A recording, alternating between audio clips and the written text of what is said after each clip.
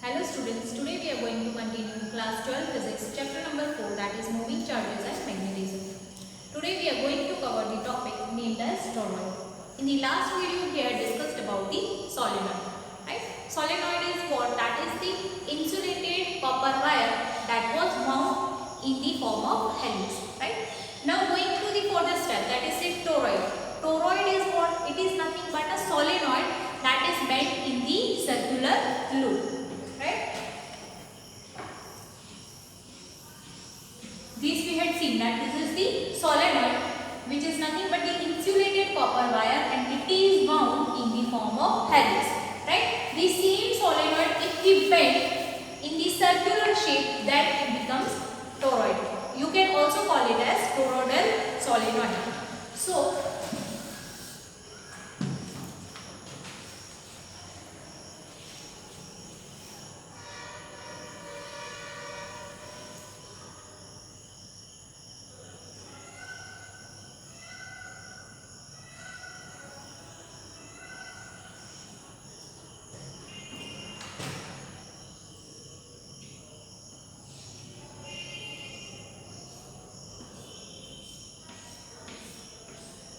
taking this hollow ring and winding this insulated wire around that in the form of circular loop, it will become a toroid.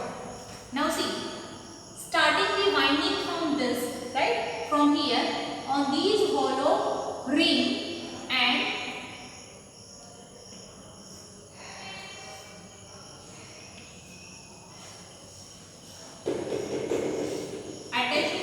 DC supply. So the current flows like this, right? Like I with the current that flows inside that. So this will be the direction of the current.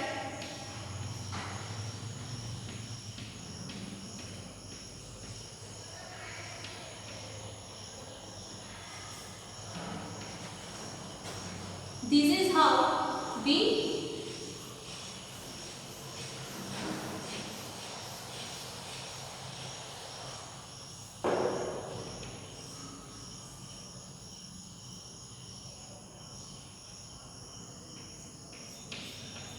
toroid looks like, right?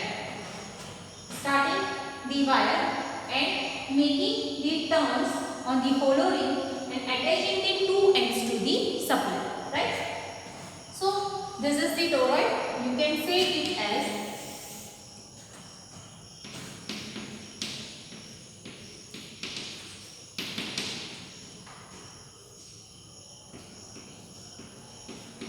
a solenoid bent in the form of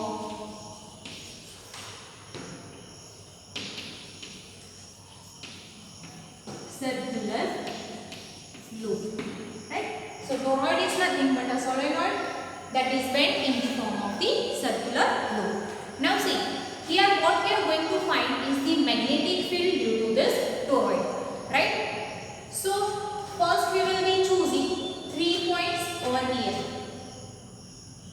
A point P, which is inside the toroid, that is within the free space of the toroid. A point Q, which is outside the toroid, and a point which is inside the toroid, that is inside the windings, inside the solenoid. Now see, first of all we will be finding the magnetic field inside this toroid, that is in the free space of this toroid. Now see, here we will be finding the magnetic field by using the Ampere's circuital law, and for that we need to choose the Amperian loop. That means here first we are going to find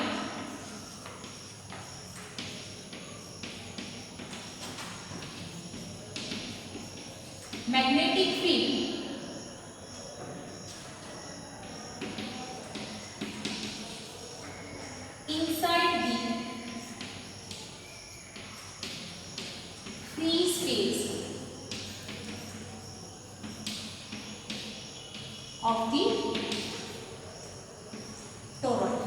that is at point P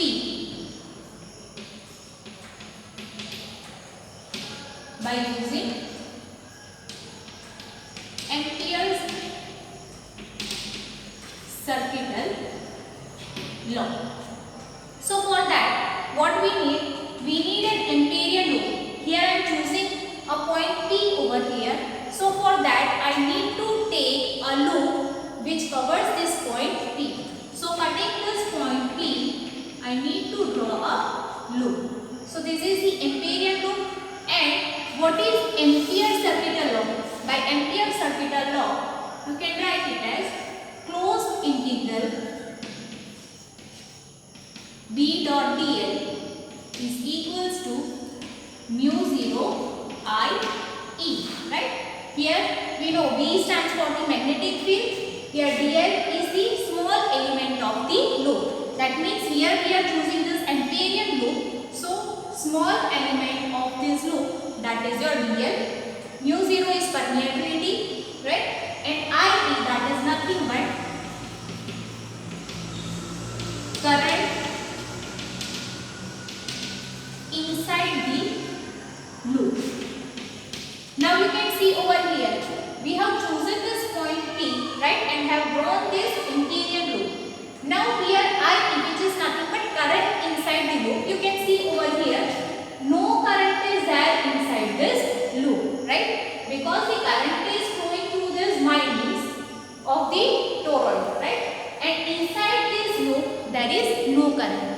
Here no wire is there, no current is flowing inside that. So I for this reason it will be 0. So these equation can be written as I is equals to 0. You can write it as B dot dl equals to 0, right? Here the dl, that is the element, right, that is not 0, that cannot be 0, then it is but obvious that B is equals to 0. So for a point which is in the free space of the toroid, inside the toroid, the magnetic field will be 0, right? Now, okay. Now another point, that is point Q.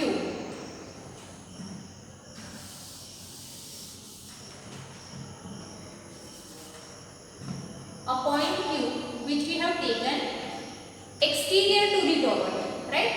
So for this we are going to find the magnetic field at a point which is exterior to toroid, that is at point Q. So for these also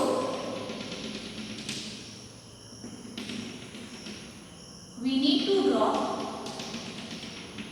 an Amperian loop.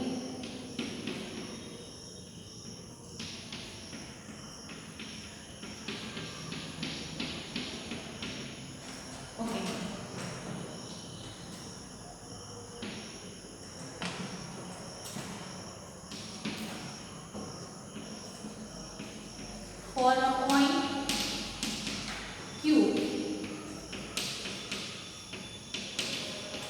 exterior to toroid, right? Here we need to find the magnetic field. So for that we have drawn the Amperian loop which cuts that point for which we need to find the magnetic field. So we will be using Ampere's circuital law again, because here we are going to find magnetic field by using Ampere's law. So that will be closed integral B dot dl equals to mu 0 I E, right? Here again I is what? That is the current inside the loop. Now see, here this is the loop and current inside the loop. That means here we are having the current, right? Because we are having the current that is passing through this wires. But here what happens is, see, when the supply is being passed through this, right? When current is passed through the supply, then what happens? From this, the current is coming out. When it goes to the stern, from here the current enters into the plane of paper, right? So from here the current comes out, over here the current goes inside. Again, see, from here current comes out. When it comes over here, current goes inside. Again over here current comes out, and over here current goes inside. From this current comes out and current goes inside. This is how the turns will be seen. From this point the current is coming out of the plane of paper. At this point current is going into the plane of paper, and that is shown by the symbol cross, that is current goes inside the plane, and this dot shows current comes out of the plane. That we have already seen in the Ampere's circuital law. The cross shows the current going into the plane of paper, dot shows the current coming out of the plane of paper. So over here at every point outside current is coming outside, and on this inside the circular loop the current will be going into the plane of paper.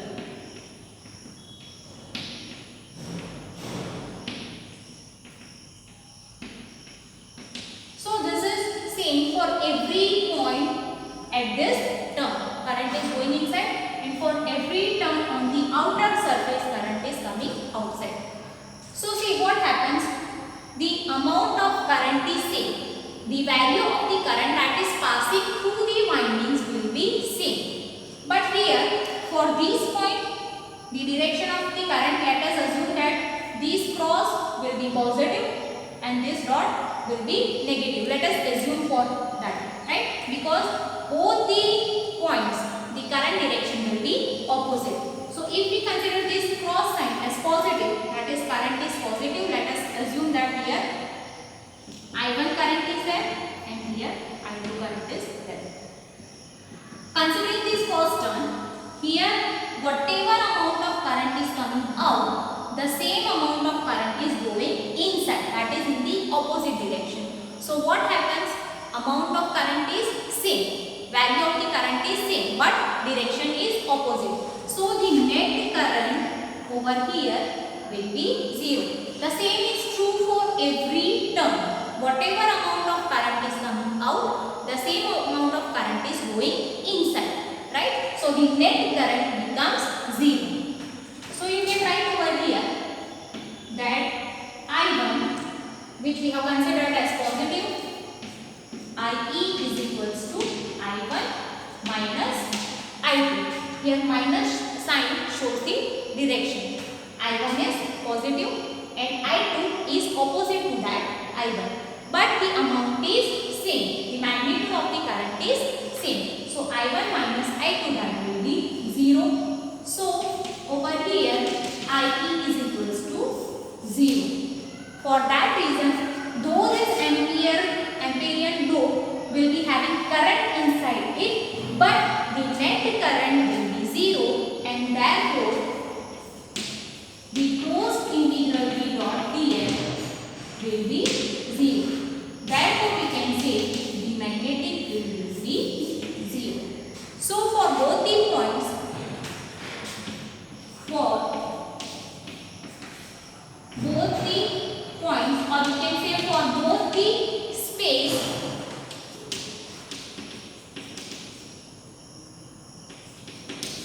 inside the free space of toroid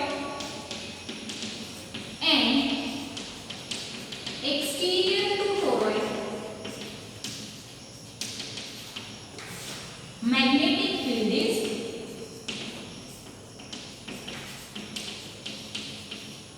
0. So I hope it is clear.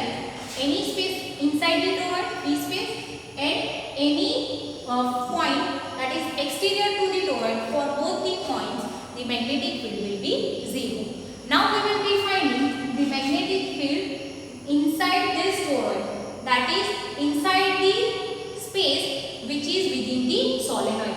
So first of all you note down for these 2 points, interior and exterior points, then we will be finding the point magnetic field at the point inside the toroid.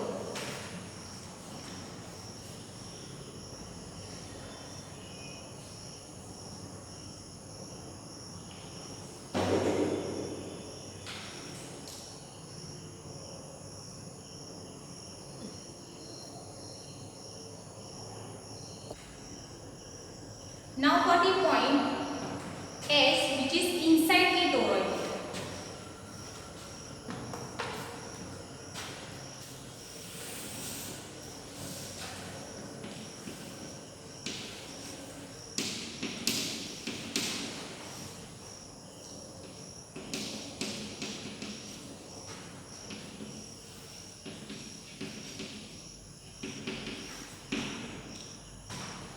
So for this point we need to draw an Amperian loop which cuts this point.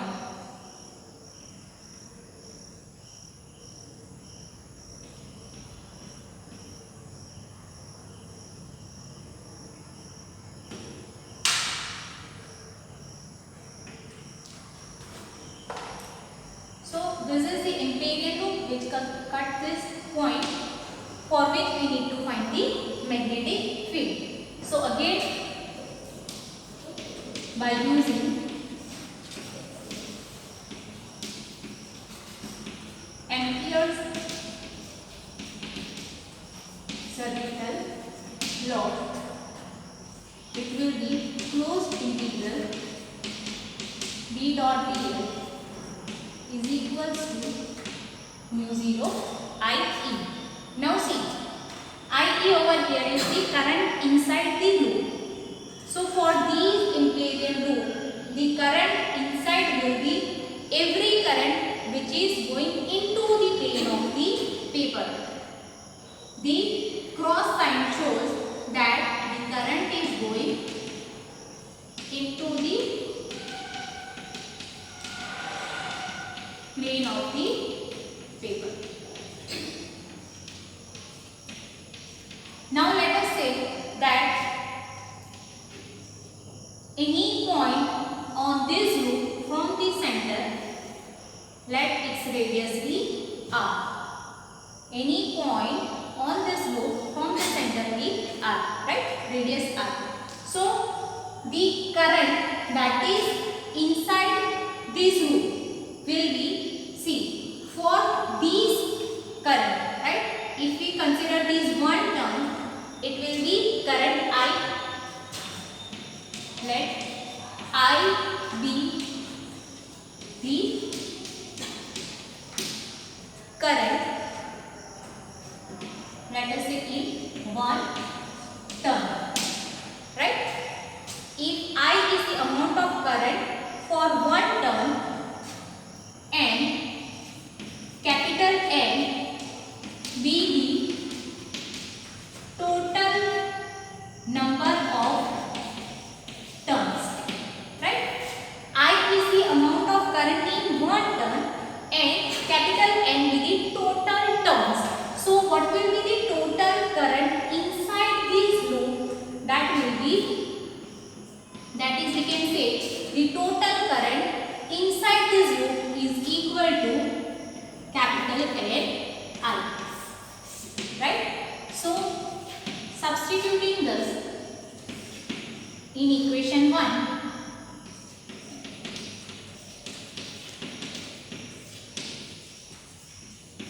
we get closed integral V dot dl equals to mu 0 and I, right? Now see, this V dot dl, if we resolve this dot product, we can write V dl cos theta equals to mu 0 and I. Now see, here theta is what? That is the angle between the magnetic field and the element, right? So if we choose, suppose this point, right? If we consider this element dl then where will be the magnetic field? Here, let us say that this amperian loop is in clockwise direction, right? Then the current over here, that is inside, right? So using the right hand thumb rule, over here if I say current is in this direction, then the fingers that is curling shows the magnetic field direction, right? So this will be the magnetic field direction. This is the element. So the magnetic field direction, we can say it is tangential to this circular loop, right? Over here if we choose this point, right, this is the element, that is the element, line element, and the current is in this direction. So placing the thumb over here, right, and the current that is shown by the direction of the thumb. So where will be the magnetic field? The fingers that are curling shows the magnetic field direction. So it will be like this, right? So it is again tangential to this circular loop. If we choose this point, right, placing the thumb in the direction of the current like this, right? Current is shown by the direction of the thumb, and the fingers that are curling shows the magnetic field direction. Again over here it is tangential to this circular loop. So any point that we are choosing on the circular loop, the direction of the magnetic field is tangential to that circular loop. So for that we can say that the element and the magnetic field that will be having angle 0 degree. So we can write BDL cos 0 degree and cos 0 degree, that is 1. So we can write closed integral BDL mu 0 and I. Now see, magnetic field, because the point is same, that is because of the symmetry and because the distance from the center to this point remains constant, the magnetic field will be constant. So taking the outside as it is constant, closed integral for this dl is equals to mu 0 and I. Now here, taking the summation or taking the integration of all the line elements of this loop, that becomes what? If we take all the elements and take summation of that, it is nothing but the circumference of the loop, right? For conveniency, let us take that taking all the dl and integrating it, let it be capital L, the whole length of this loop, right? So that will be L mu 0 and I. Now see, this L is what? That is the circumference of the loop, and circumference is equals to what? 2 pi r, where r is what? That is the radius of this circular loop. So we can write B 2 pi r equals to mu 0 and I. Therefore what will be the magnetic field? That is equals to mu 0 and I upon 2 pi r, right? You can consider this equation as the magnetic field due to the toroid, which is inside the toroid. Now see, in the last lecture, that is in the solenoid, we have considered that ABD turns per unit length, right? That is A is equals to number of turns per unit length. Number of turns per unit length, that is capital N upon unit length, right? That is 2 pi r, because here the length is what? Is nothing but the length of this toroid, right? And that length of the toroid you can consider its circumference, which is equals to 2 pi r. Now see, if we consider these points inside the toroid or the whole toroid up to the center, its radius will be approximately same, because these hollow ring that will be having very less thickness, so the radius will be approximately equal. So So we can write n upon 2 pi r. Now using this equation, in equation number 3, we can write it as v is equals to mu 0, instead of n, here you can write capital N is equals to small n into 2 pi r. So instead of capital N, it will be 2 pi r small n into I upon 2 pi r. So this 2 pi r gets cancelled and we have mu 0 and r. So this is the equation for the magnetic field inside the toroid. So I hope it is clear. For any point which is in the free space inside the toroid and exterior to the toroid, the magnetic field will always be 0. And for any point which is inside this toroidal solenoid, that will be equals to mu 0 and I, right? Where n is the number of turns per unit length and I is the current, that is through one turn. So note down this derivation, and for here it is 8.